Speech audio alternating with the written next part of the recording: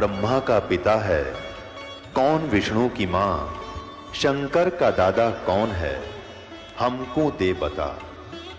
ये जानने के लिए कृपया सुनिए। जगत गुरु तत्वदर्शी संत रामपाल जी महाराज के अमृत वचन सर्व पवित्र धर्मों के पवित्र शास्त्रों के आधार पर। तो पुण्यात्मा, जो सदग्रंथों के विपरीत ज्ञान, शास्त्र विरुद्ध ज्ञान जो संत बता रहे हैं और शास्त्र विधि त्याग कर मनमाना आचरण कर और करवा रहे हैं, शास्त्र विधि त्याग कर मनमानी पूजाएं कर रहे हैं, वो न तो स्वयं कोई लाभ प्राप्त कर रहे हैं मनुष्य जीवन का और न ही उनके अनुयायी। इसके लिए श्रीमद् भगवत गीता अध्याय 16 श्लोक 23 में और 24 में कहा है। 23 में कहा है, विधि को त्याग कर जो मनमाना आचरण करते हैं उनको न तो कोई सुख होता है और न ही उनकी कोई गति होती है और न ही सिद्धि को प्राप्त होते हैं, अर्थात व्यर्थ। श्लोक 24 में कहा कि इससे तेरे लिए अर्जुन कर्तव्य और अकर्तव्य की व्यवस्था में शास्त्र ही प्रमाण है। कर्तव्य माने जो शास्त्र अनुकूल चाहिए और अकर्तव्य जो ना करने योग्य हैं, वो सदग्रंथों से ही जाना जाता है। कोई अपनी लोकवेद दंत कथा सुनाता है, उसको हमने स्वीकार नहीं करना चाहिए। तो अभी तक जो ब्रह्मा जी, विष्णु जी, शिव जी को ये कहते आए हैं, ये पवित्र हिंदू धर्म के ये शास्त्र विरुद्ध ज्ञान देने वाले आचार्य, गुरु, ऋषि, महर्षि, ये कहते आए हैं कि ब्रह्मा जी, विष्णु जी, शिव जी ये अजर अमर हैं, इनके कोई माता पिता नहीं है और ये सभी ब्रह्मांडों के रचनहार यही है।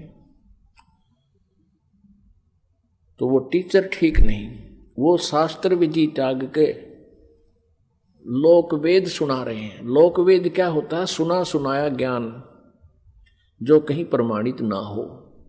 अभी आपको दिखाते हैं श्रीमद् देवी भागवत, वो श्री ब्रह्मा, श्री विष्णु, श्री शिव जी के विषय में क्या जानकारी देते हैं।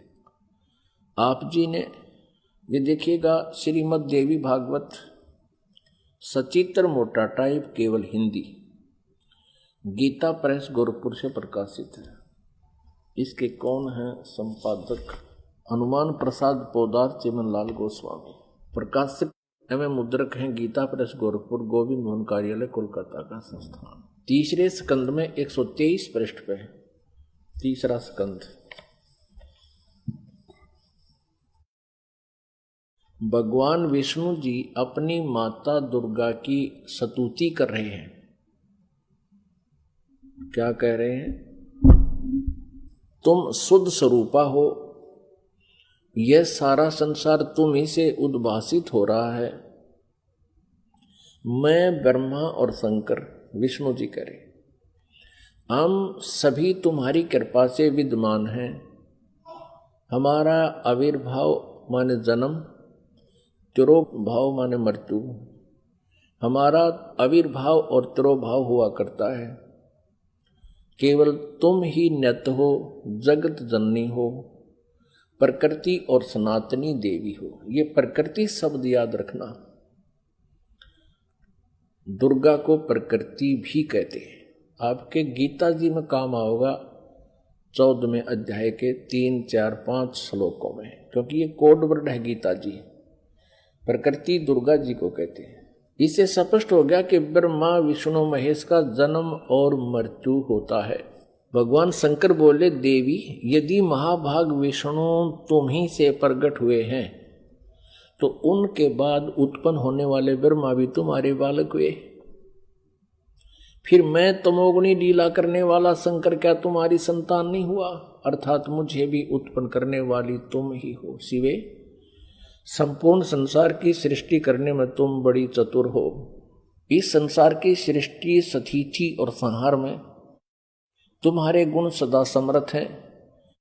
उन्हीं तीनों गुणों से उत्पन्न हम, रजगुण ब्रह्मा जी, सतगुण विष्णु, तमगुण शंकर, उन्हीं तीनों गुणों से उत्पन्न हम ब्रह्मा विष्णु एवं शंकर नियमानुसार कार्य में तत्पर रहते हैं। पुण्यात्मा, इस पवित्र देवी पुराण ने इन चंद पंक्तियों में स्पष्ट कर दिया कि श्री ब्रह्मा विष्णु महेश ये नासवान है, इनकी जन्म और मृत्यु होती है। दुर्गा इनकी माता है और रजगुण ब्रह्मा जी, सतगुण विष्णु, तमगुण शिव जी है। और चौथा ये कंसेप्ट क्लियर हो गया कि ये केवल नियमित कार्य ही कर सकते हैं। जिसका जैसा नियमित है, जिसका किस्मत में जो कुछ भी लिखा है उसमें ये परिवर्तन नहीं कर सकते, उनको जैसा ही दे सकते हैं। जैसा कर्म है वैसा ही उनको फल देते हैं, ऐसा इनका नियम है। और ये हमारे सदग्रंथों में लिखा हुआ है। अब आप जी को डिटेल से दिखाते हैं। इसी श्रीमद् देवी भागवत को ही पुनः दिखाते हैं पूरी डिटेल से। ये देखिएगा, ये वही श्रीमद् देवी भागवत है, गीता प्रेस गोरखपुर से प्रकाशित है। ये है श्रीमद् देवी भागवत, तीसरा स्कंद यहां प्रारंभ होता है। पृष्ठ 113 है, पृष्ठ 113 है।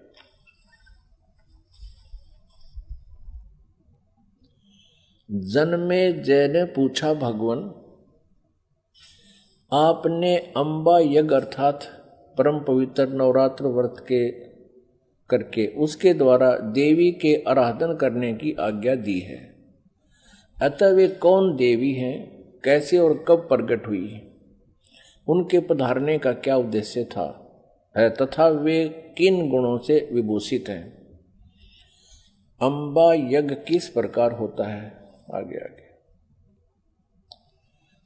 ब्रह्मन साथ ही विस्तार पूर्वक ब्रह्मांड की उत्पत्ति भी कही है। क्योंकि भूदेव ब्रह्मांड के विषय में जो कुछ कहा गया है तथा वह जैसा जो है, ये सभी बातें आप जानते हैं। व्यास जी से पूछ रहे हैं, जन्मे जी मैंने सुना है कि ब्रह्मा विष्णु और रुद्र ये तीन सगुण देवता हैं। कर्मशः सृष्टि, पालन और संहार के कार्य का उत्तरदायित्व इन पर रहता है। पाराशर नंदन व्यास जी, अब मैं इनके संबंध में विस्तार पूर्वक सुनना चाहता हूं, आप बतलाने की कृपा करें। व्यास जी कहते हैं, राजन तुम्हारी बुद्धि बड़ी विशाल है।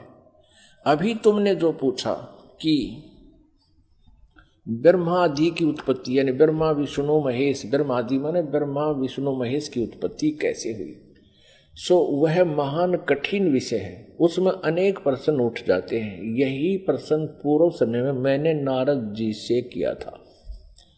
व्यास जी कह रहे हैं कि मैंने नारद से पूछा था यही ज्ञान। मैंने कहा, मुने आप बुद्धिमान हैं, मुझे यह बताने की कृपा कीजिए कि इस विस्तृत ब्रह्मांड के प्रधान कर्ता कौन है।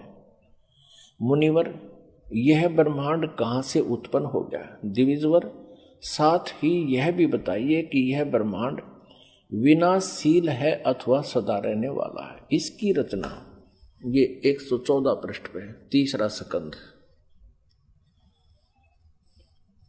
करने वाला कोई एक है अथवा बहुत से इसके रचयिता है। कर्ता के अभाव में कार्य का होना असंभव है। यह प्रश्न मेरे मन में उठा करता है। कुछ लोग भगवान शंकर को परम कारण मानकर जगत का रचयिता बतलाते हैं। वे कहते हैं कि देवादिदेव भगवान शंकर अविनाशी पुरुष हैं, उनका कभी जन्म और मरण नहीं होता, वे आत्मा मर्मण करने वाले हैं, देवताओं पर भी उनका शासन बना रहता है। दूसरे कई लोग भगवान विष्णु की प्रशंसा किया करते हैं। वे शक्तिशाली पुरुष, अव्यक्त, अखिल ऐश्वर्य के संपन्न परब्रह्म परमात्मा है। कुछ दूसरे लोग ब्रह्मा जी को सृष्टि का प्रधान कारण बताते हैं। कितने ही आचार्य भवानी को संपूर्ण मनोरथ पूर्ण करने वाली बतलाते हैं। वे आदिमाया महाशक्ति एवं परम पुरुष के साथ रहकर कार्य संपादन करने वाली प्रकृति है। ब्रह्म के साथ उनका अभेद संबंध है। ब्रह्म ये काल है, क्षर पुरुष, और अभेद संबंध यानी पति पत्नी का संबंध है। वे सृष्टि, सतिथि और संहार कार्य में संलग्न रहती हैं। संपूर्ण प्राणियों एवं देवताओं की भी वे जननी है, उनका कभी जन्म मरण नहीं होता। वैष्णवी, सांभवी, ब्राह्मी, वासवी, वारुणी, वाराही, नारसिंही और तथा अद्भुत महालक्ष्मी नाम से विख्यात है। 115 पृष्ठ पे। कितने श्रेष्ठ मुनि कहते हैं कि जो निरंजन, निराकार, निर्लेप, निर्गुण, अरूप एवं व्यापक ब्रह्म है, उन्हीं से जगत की सृष्टि हुई है। कहीं कहीं वेद और उपनिषद में भी वे ही ब्रह्म तेजो में बतलाए गए और प्रधान पुरुष हैं। हजारों मस्तकों, आंखों, कानों, हाथों, मुखों, चरणों से वे संपन्न आकाश में। ये आगे देखो। अब व्यास जी पूछ रहे थे नारद जी थे, मैंने ऐसा सुना है, कोई कुछ बता रहा है, कोई कुछ बता रहा है, कोई शंकर को रचयिता, कोई विष्णु जी को रचयिता बताते। अब नारद जी कहते हैं, व्यास जी, प्राचीन समय की बात है, यही संदेह मेरे हृदय में भी उत्पन्न हो गया था। तब मैं अपने पिता अमित तेजस्वी ब्रह्मा जी के स्थान पर गया और उनसे इस समय जिस विषय में तुम पूछ रहे हो उसी विषय में मैंने पूछा। मैंने कहा, पिताजी, यह संपूर्ण ब्रह्मांड कहाँ से उत्पन्न हुआ? विभो, आपने सम्यक प्रकार से इसकी रचना की है, अथवा विष्णु इस विश्व के रचयिता हैं, या शंकर ने इसकी सृष्टि की है। पर जगत प्रभु, आप विश्व के आत्मा हैं और सच्ची बात बताने की कृपा करें। किन देवताओं की पूजा करनी चाहिए तथा कौन देवता सबसे बड़े एवं समर्थ हैं? निष्पाप ब्रह्मा जी, इन सभी प्रश्नों का समाधान करके मेरे हृदय के संदेह को दूर करने की कृपा कीजिए। सत्यवती नंदन व्यास जी, इस प्रकार मेरे प्रश्न करने पर लोक पितामह ब्रह्मा जी मुझसे कहने लगे। ब्रह्मा जी ने कहा, बेटा, मैं इस प्रश्न का क्या उत्तर दूं? यह प्रश्न बड़ा ही जटिल है। महाभाग, तुम भगवान विष्णु से इसका समुचित समाधान पा सकते हो। ये तीनों देवता, इनको ज्ञान तो है नहीं, इसलिए ये अपने से दूसरे की तरफ धका दिया करें। चलो वहां उससे पूछ लो। विष्णु जी की तरफ संकेत करते हैं, फिर भी अपना ज्ञान वो बता रहे हैं। ब्रह्मा जी कह रहे हैं, महामते, इस संसार में कोई भी रागी पुरुष ऐसा नहीं है जिसे यह रहस्य विदित हो। जो त्यागी, अहंकार रहित एवं ईर्षा शून्य है, वही इसके रहस्य को जान सकता है। पूर्व काल में, अब सृष्टि की रचना बता रहे हैं ब्रह्मा जी। पूर्व काल में सर्वत्र जल ही जल था। स्थावर जंगम जितने प्राणी हैं उनमें कोई भी नहीं थे। तब कमल से मेरी उत्पत्ति हुई। उस समय मुझे सूर्य, चंद्र, वृक्ष तथा पर्वत कोई भी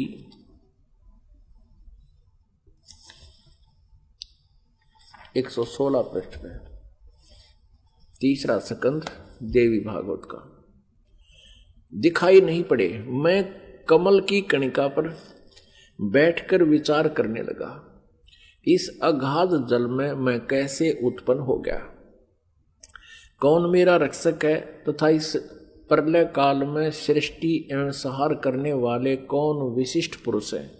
कहीं भी स्पष्ट रूप से भूमि भी नहीं दिखती जिस पर यह जल टिका हुआ है। यह कमल कैसे उत्पन्न हुआ, यों विचार करके मैं जल में उतरा। ब्रह्मा जी कह रहे हैं, 1000 वर्ष तक पृथ्वी का अन्वेषण करता रहा, यानी खोज करता रहा। इस पर भी मुझे उस जल का कहीं और छोर नहीं मिला। इतने में आकाशवाणी हुई, तप करो, तप करो। तब मैंने तपस्या आरंभ कर दी। कमल पर बैठे ही 1000 वर्ष तक मैं तप करता रहा। फिर उसी समय सृष्टि करो, ऐसी आकाशवाणी सुनाई पड़ी। उसे सुनकर मैं बड़े आश्चर्य में पड़ गया। सोचा कि किसकी सृष्टि करूं अथवा मेरा क्या कर्तव्य है। उसी समय मधु और कैटब नाम के दो भयंकर दानव राक्षस सामने आ गए। वे उस महावर्ण में मुझसे युद्ध करने की इच्छा प्रकट करने लगे। मैं उनसे भयभीत हो उठा। तब कमल का डंठल पकड़कर जल में उतरा। वहां मुझे एक परम अद्भुत पुरुष के दर्शन मिले। उनका श्री विग्रह माने शरीर मेघ के समान श्याम था, बादलों की तरह, काले बादलों की तरह। वे पीतांबर पहने थे, 4 भुजाएं थी, शेष नाग की सैया पर सोए थे। उन जगत प्रभु के गले को वनमाला सुशोभित कर रही थी। शंख, चक्र, गदा और पद्म, इन 4 आयुधों से अनुपम शोभा पा रहे थे। ऐसे शेष शाही भगवान विष्णु का मुझे दर्शन हुआ। वे योग निंद्रा के वशीभूत होकर गाढ़ी नींद में सोए हुए थे। उनकी सारी चेष्टाएं शांत थी। नारद जी शेष नाग की सैया पर सोए हुए उन प्रभु को देखकर मेरा मन चिंतित हो उठा। इतने में भगवती योग निंद्रा याद आ गई। मैंने उनका सत्वन किया। तब वे कल्याणमयी भगवती श्री विष्णु जी के विग्रह से निकलकर, विग्रह माने शरीर से, श्री विष्णु जी के शरीर से निकलकर अत्यंत रूप धारण करके आकाश में विराजमान हो गई। दिव्य आभूषण उनकी छवि बढ़ा रहे थे। जब योग निंद्रा भगवान विष्णु के शरीर से अलग होकर आकाश में विराजने लगी, तब तुरंत ही श्री हरि उठ बैठे। अपने आत्माओं, जैसा आज आपको सृष्टि रचना में पहले बताया था, वर्बली दास ने बताया था, जो परमात्मा ने हमें बता रखा था, कबीर साहब ने ये कहा था कि दुर्गा, ब्रह्मा जी, विष्णु जी और शिव जी की माता है श्री देवी, और ये काल ज्योति निरंजन इनका पिता है। ये क्या करते हैं? इन तीनों बच्चों की उत्पत्ति करते हैं। ये काल यानी ब्रह्म, सर्वपुरुष भी कहते हैं इसको, सर्वब्रह्म भी कहते हैं। सर्वब्रह्म और ये दुर्गा जी, इन दोनों के पति पत्नी व्यवहार से श्री ब्रह्मा जी, श्री विष्णु जी, श्री शिव जी की उत्पत्ति होती है, जन्म होता है। और ये क्या करते हैं? इनको बाल्यावस्था से ही कोमा में कर देते, अचेत कर देते और उनकी परवरिश जारी करते हैं। जब ये युवा होते हैं तो इनको सचेत कर देते। अब ये दुर्गा अन्य रूप धारण करके प्रेतवत, प्रेतनी की तरह विष्णु जी के शरीर में प्रवेश करके इनको बेहोश किए हुए थी। ऐसे ही ब्रह्मा जी को ये कमल के फूल पर रख दिया और तब तक ये अचेत था, कोमा में डाल रखा था। ये खुद कहता मुझे पता नहीं मैं कमल के फूल पर कहां से उत्पन्न हो गया, मेरा कौन जनक है। अब नीचे उतरा तो देखा विष्णु जी बेहोश पड़े थे वो, और उसमें से जब वो दुर्गा निकल गई, बाहर आई, तो वो सचेत हो गए। अब इस प्रकार इन सभी को इस काल भगवान ने अपने सुनियोजित षड्यंत्र के तहत भ्रमित कर रखा, किसी को यथार्थ ज्ञान नहीं बता रखा। अब यहां आप आगे देखिएगा, अब क्या होता है कि तीसरे स्थान पर भगवान शंकर को भी बेहोश कर रखा था, फिर उसको सचेत कर दिया, फिर तीनों को इकट्ठा कर दिया प्रेरणा करके, तीनों इकट्ठे हो गए। अब देखना श्रीमद् संक्षिप्त देवी भागवत और तीसरा स्कंद, और हम यहां पढ़ रहे थे। तब वे कल्याणमयी भगवती श्री विष्णु के विग्रह से निकलकर अत्यंत रूप धारण करके आकाश में विराजमान हो गई। दिव्य आभूषण उनकी छवि बढ़ा रहे थे। जब योग निंद्रा भगवान विष्णु के शरीर से अलग होकर आकाश में विराजने लगी, तब तुरंत ही श्री हरि उठ बैठे।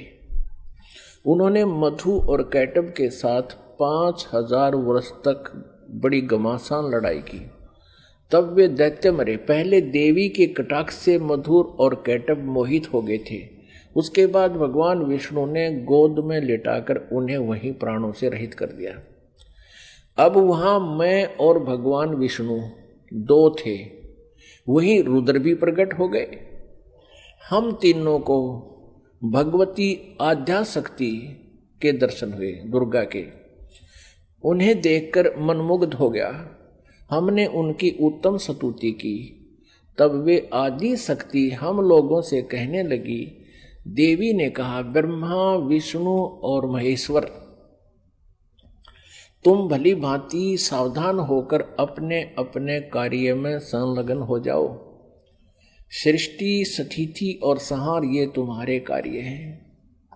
ब्रह्मा जी कहते हैं, भगवती आद्याशक्ति की, हम 117 पृष्ठ पर पढ़ रहे हैं, तीसरा स्कंद। वह वाणी बड़ी मधुर थी, सुंदर एवं सुखप्रद थी। हमने वह स्पष्ट सुनी। हम लोगों ने उनसे कहा, माता, हम किस प्रकार इन प्रजाओं के सर्जन आदि कार्य करने में सफल हो?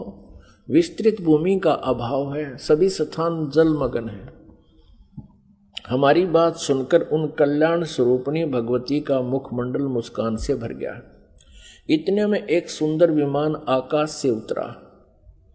तब उन देवी ने हमें आज्ञा दी, देवताओं, निर्भीक होकर इच्छा पूर्वक इस विमान में प्रवेश कर जाओ।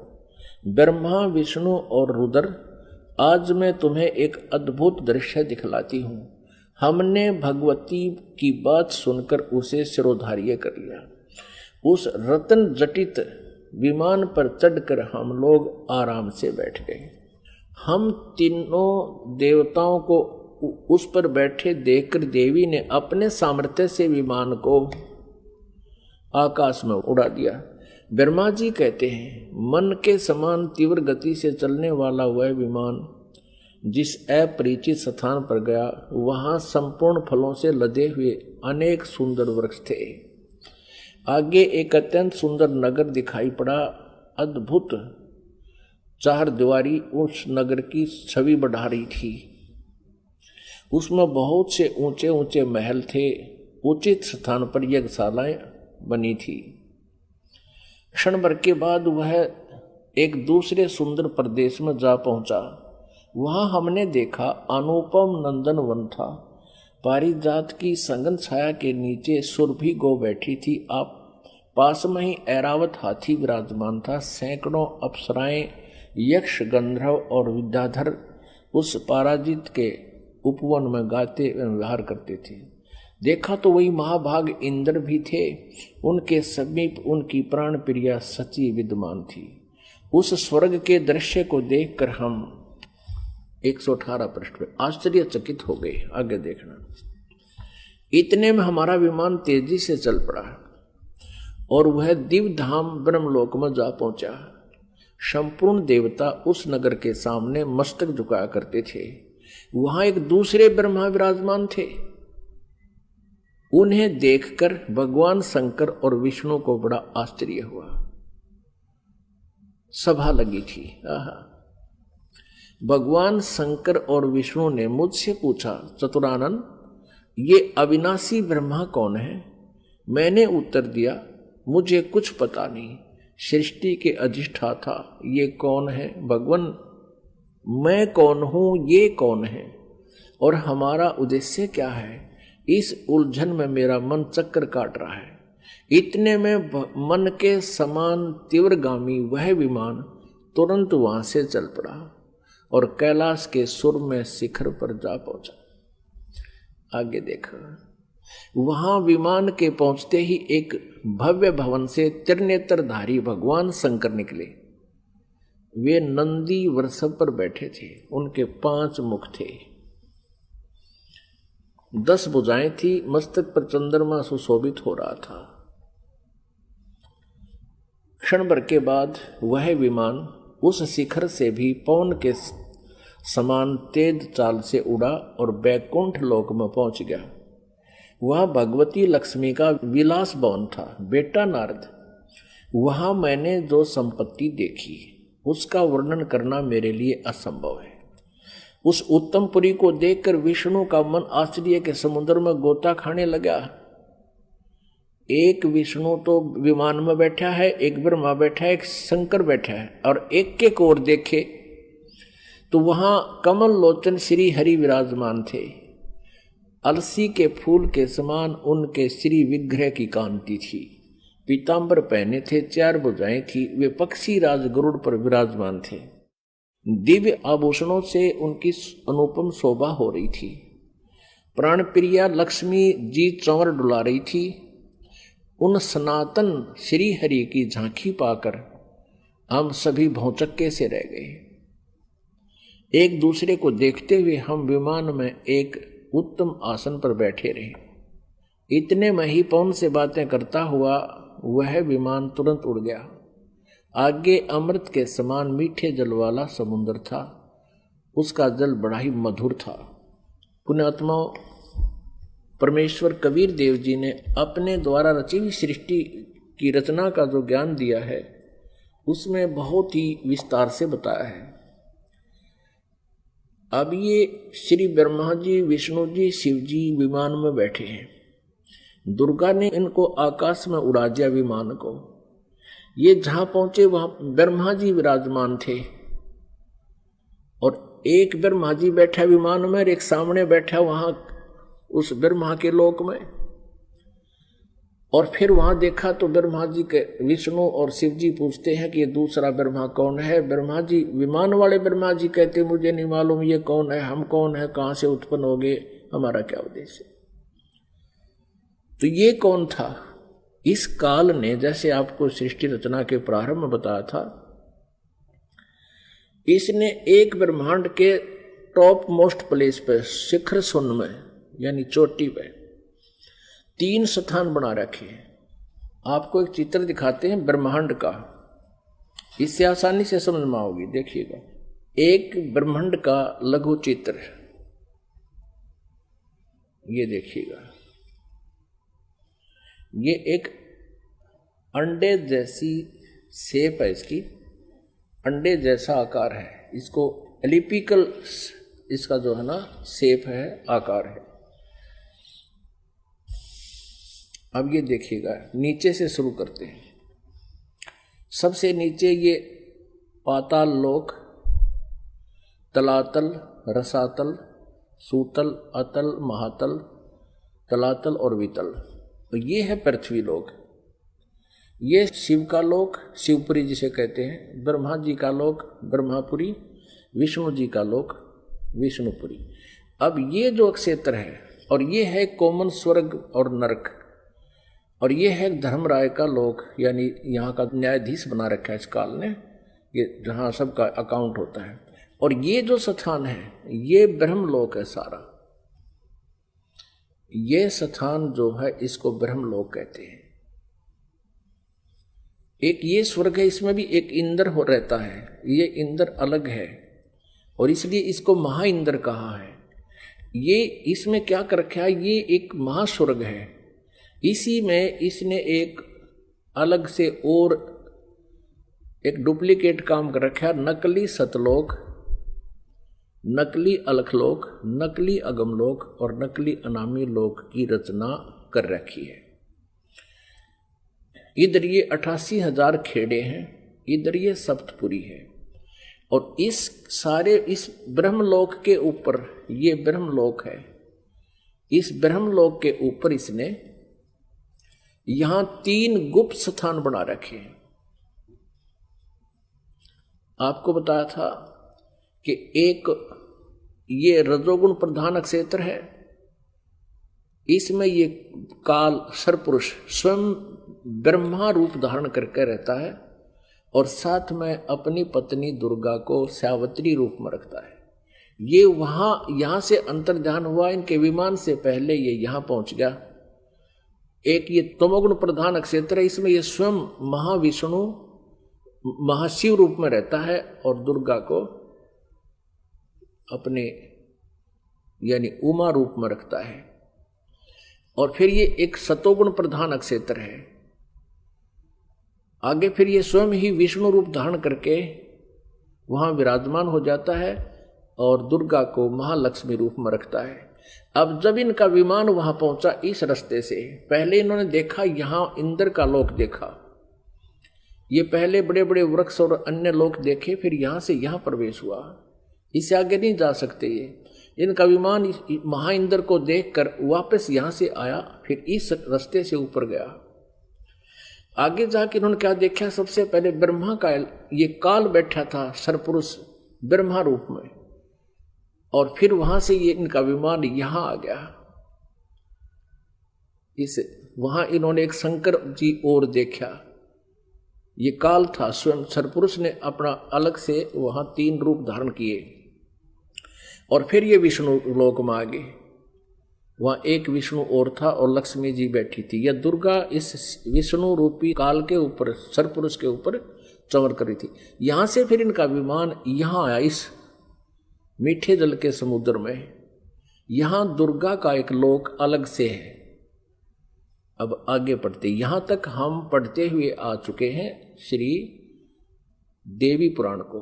अब हम यहां आएंगे इस मीठे जल में, इस मीठे जल के समुद्र में पहुंच गए। अब यहां आते हैं पुण्यात्माओं, आज हमारे सदग्रंथ जो प्रमाणित कर रहे हैं, ये ज्ञान परमेश्वर कबीर जी ने 600 वर्ष पहले अपनी सच्चिदानंद घन ब्रह्म की वाणी में, कबीर वाणी में लिपिबद्ध करवा रखा है, आज से 600 वर्ष पहले।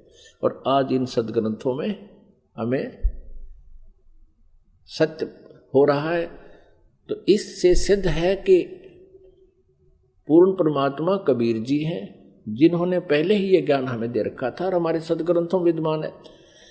अब हम कहाँ तक पढ़ते हुए आगे कि इन तीनों ये विमान में बैठे हैं, ब्रह्मा विष्णु शिव जी, और दुर्गा ने अपनी शक्ति से विमान को आकाश में उड़ा दिया। पहले वो पहुंचे ब्रह्मा जी के लोक में, वह इस काल के उस स्थान पर पहुंचे जो रजोगुण प्रधान है। वहां यह स्वयं ही सरपुरुष यानी काल ब्रह्म स्वयं ही ब्रह्मा रूप धारण करके विराजमान था। आगे फिर गए तो इस शंकर रूप में विराजमान था, आगे गए तो ये विष्णु रूप में विराजमान था। फिर वहां से इनका विमान कहाँ गया, ये सारा इसलिए किया गया था कि कहीं ये अपने आप को भगवान ना मान बैठे, इनका भ्रम निवारण कर दें। अब देखना, ये देवी भागवत चल रहा है, श्रीमद् देवी भागवत गीता प्रेस गोरखपुर से प्रकाशित है। ये वही पुस्तक है जो आपको पहले दिखाई थी। हमने यहां तक पढ़ लिया, हमने ये पढ़ा 118 पे। इतने में हमारा विमान तेजी से चल पड़ा और एक दिव्य धाम ब्रह्म लोक में जा पहुंचा। वहां पर एक दूसरे ब्रह्मा विराजमान थे, एक तो विमान में बैठा है, एक वहां विराजमान था दूसरा, वो ब्रह्म था, सरपुरुष था, वो धोखा देता है इनको, वो स्वयं ब्रह्मा रूप में वहां विराजमान था। उन्हें देखकर भगवान शंकर और विष्णु को बड़ा आश्चर्य हुआ, सभा लगी थी। भगवान शंकर और विष्णु ने मुझसे पूछा, चतुरानंद ये अविनाशी ब्रह्मा कौन है? मैंने उत्तर दिया, मुझे कुछ पता नहीं। सृष्टि के अधिष्ठाता ये कौन है? भगवान मैं कौन हूं? ये कौन है? और हमारा क्या उद्देश्य है? इस उलझन में मेरा मन चक्कर काट रहा है। इतने में मन के समान तीव्रगामी वह विमान तुरंत वहां से चल पड़ा और कैलाश के सुर में शिखर पर जा पहुंचा। वहां विमान के पहुंचते ही एक भव भवन से त्रिनेत्रधारी भगवान शंकर निकले। वे नंदी वृषभ पर बैठे थे। ये काल निकला वहां से, सरपुरुष। और फिर वहां से क्षण भर के बाद वह विमान उस शिखर से भी पवन के समान तेज चाल से उड़ा और बैकुंठ लोक में पहुंच गया। वहां पर कौन थे? वहां कमल लोचन श्री हरि विराजमान थे, विष्णु जी एक और यो काल बैठा था, सरब्रह्म सरपुरुष, और उसकी 4 भुजाएं थी। पक्षीराज गरुड़ पर विराजमान थे और प्राण प्रिय लक्ष्मी जी चौंच बुला रही थी। अब हम यहाँ आते हैं, नीचे देखते हैं। इतने में पवन से बातें करता हुआ वह विमान तुरंत उड़ गया।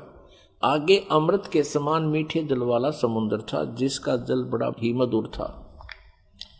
हम 119 पृष्ठ पर पढ़ेंगे, अब 118 हमने पढ़ लिया। उस समुद्र में वहां एक मनोहर द्वीप था। उस द्वीप में एक मंगल में मनोहर पलंग बिछा था। उस पलंग में सुंदर रत्न जड़े थे।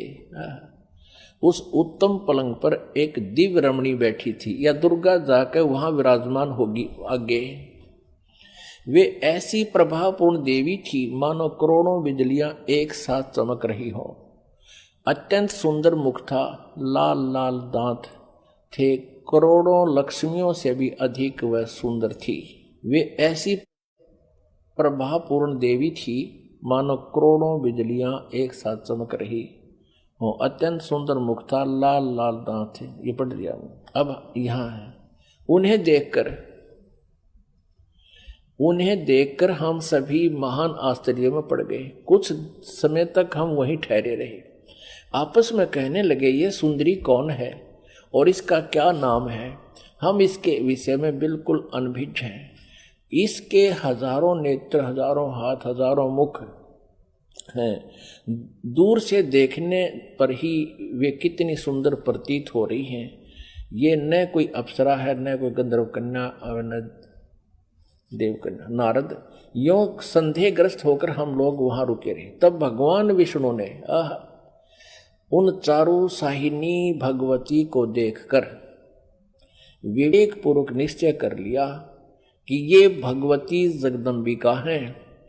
तब उन्होंने कहा कि ये भगवती हम सब की आदि कारण है। महाविद्या और मां माया इनके नाम हैं। ये पूर्ण प्रकृति है। अपनात्माओं, विष्णु जी कह रहे हैं, क्योंकि विष्णु जी की बुद्धि खोल दी काल ने। अब हम 120 पृष्ठ पर पढ़ेंगे। संक्षिप्त देवी भागवत गीता प्रेस गोरखपुर से प्रकाशित है। ये वे ही दिवांगना है। विष्णु जी बता रहे हैं अपना पिछले, इसकी थोड़ी सी बैकग्राउंड दिखा दी विष्णु को इस काल भगवान ने और दुर्गा ने। ये वे ही दिवांगना है जिनके प्रलय वर्ण में मुझे दर्शन हुए थे। उस समय मैं बालक रूप में था, मुझे पालने पर ये झुला रही थी। विष्णु जी के जन्म का प्रत्यक्ष प्रमाण। छोटा सा बालक था विष्णु जी। वट वृक्ष के पत्थर पर एक सुदृढ़ सैया बिछी थी, उस पर लेटकर मैं पैर के अंगूठे को अपने कमल जैसे मुख में लेकर चूस रहा था। कहते प्रलय वर्ण में मुझे दर्शन हुए थे इस देवी के। उस समय में बालक रूप में था, छोटा सा बच्चा था। ये मुझे झुला रही थी, मैं अंगूठे चूस रहा था पैरों के। इन्हें देखकर मुझे पहले की बात याद आ गई। ये हम सब की जननी है। अब 121 पृष्ठ पे अब विष्णु जी ही बता रहे हैं। भगवान विष्णु बोले, प्रकृति देवी को नमस्कार है, भगवती विधात्री को निरंतर नमस्कार है। ये स्तुति करते हुए भगवान आ रहे हैं विष्णु जी। यहां देखिएगा 123 पृष्ठ पे जो प्रारंभ में पढ़ा था, अब वहीं फिर आगे हम। भगवान विष्णु स्तुति कर रहे हैं अपनी दुर्गा माता की। तुम शुद्ध स्वरूपा हो, यह सारा संसार तुम इसे उद्भासित हो रहा है। मैं ब्रह्मा और शंकर हम सभी तुम्हारी कृपा से विद्यमान हैं। हमारा आविर्भाव यानी जन्म और तिरोभाव माने मृत्यु हुआ करता है। केवल तुम ही नित्य हो, जगत जननी हो, प्रकृति और सनातनी देवी हो। भगवान शंकर बोले, देवी यदि महाभाग विष्णु तुम्ही से प्रकट हुए हैं तो उनके बाद उत्पन्न होने वाले ब्रह्मा भी तुम्हारे बालक हुए हैं। फिर मैं तमोगुणी लीला करने वाला शंकर क्या तुम्हारी संतान नहीं हुआ? अर्थात मुझे भी उत्पन्न करने वाली तुम ही हो। शिवे, संपूर्ण संसार की सृष्टि करने में तुम बड़ी चतुर हो। इस संसार की सृष्टि, स्थिति और संहार में तुम्हारे गुण सदा समर्थ है। उन्हीं तीनों गुणों से उत्पन्न हम ब्रह्मा, विष्णु एवं शंकर नियमानुसार कार्य में तत्पर रहते हैं। अब पुण्यात्माओं, आप जी ने अपने सदग्रंथों को स्वयं पढ़ लिया और ये अभी तक पवित्र हिंदू धर्म के गुरुजन, ये आचार्य मंडलेश्वर, महामंडलेश्वर, गीता मनीषी, गीता के मर्मज ज्ञाता, वेदों के ज्ञाता, पुराणों के ज्ञाता कहलाते थे। इन्होंने कह ख का भी पता नहीं था। ये अज्ञानी है जो आज तक हमारे भगवानों यानी जिनको हम समर्थ मान रहे थे, अजरो अमर सुना करते थे, इनसे ये नहीं बता सके कि इनकी सतीथि क्या है, जबकि इनकी जीवनी बता रही है महापुरुषों की कि इनकी ये सतीथि है। अपनात्माओं, जैसा कि आपको सृष्टि रचना के प्रारंभ में जब कथा शुरू करी थी बताया था कि काल भगवान ने, इस क्षर पुरुष ने, जो ब्रह्मा विष्णु महेश के पिताजी हैं, दुर्गा जी के पति हैं, जो श्री देवी के पति हैं और ब्रह्मा विष्णु महेश के पिता हैं, इसने ये कहा था दुर्गा से कि मेरा भेद किसी को मत बताना। इसको बहुत सख्ती से कहा था। तो देवी ने उसी उद्देश्य से ब्रह्मा विष्णु महेश को इस क्षर पुरुष का ज्ञान नहीं दिया। अब दुर्गा से इसने कहा था कि मेरा भेद किसी को नहीं देना। इसी प्रकार दुर्गा ने इनको कोई उस भेद नहीं दिया ब्रह्म का, फिर भी सच्चाई छुप नहीं सकी। अब इसी में आपको प्रमाणित करते हैं देवी भागवत में, ब्रह्मा जी ने वेदों को पढ़ा, दुर्गा से पूछा कि वेदों में ये लिखा है कि केवल एक ब्रह्म जिसके बराबर दूसरा नहीं है। ब्रह्म माने परमात्मा भी होता है, वो ब्रह्म माने भगवान होता है, वो एक ही परमात्मा पूजा के योग्य है। तो वो क्या आप ही हो क्या? ब्रह्मा ने पूछा क्या वो आप ही हो? दुर्गा से कहती। अब दुर्गा क्या उत्तर देती है देखिएगा। हम श्रीमद् देवी भागवत यानी दुर्गा पुराण, देवी पुराण को पढ़ रहे हैं, जो गीता प्रेस गोरखपुर से प्रकाशित है। इसके तीसरे स्कंद में पृष्ठ नंबर 125 पर हम पढ़ रहे हैं। 123 तक हमने पढ़ लिया। यहां 124 पे देखिएगा,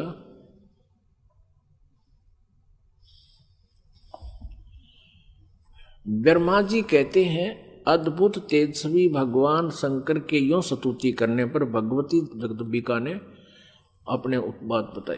अब यहां ब्रह्मा जी पूछ रहे हैं, ब्रह्मा जी का प्रकरण चल रहा है। ये 125 पृष्ठ पे हम पढ़ रहे हैं तीसरे स्कंद में।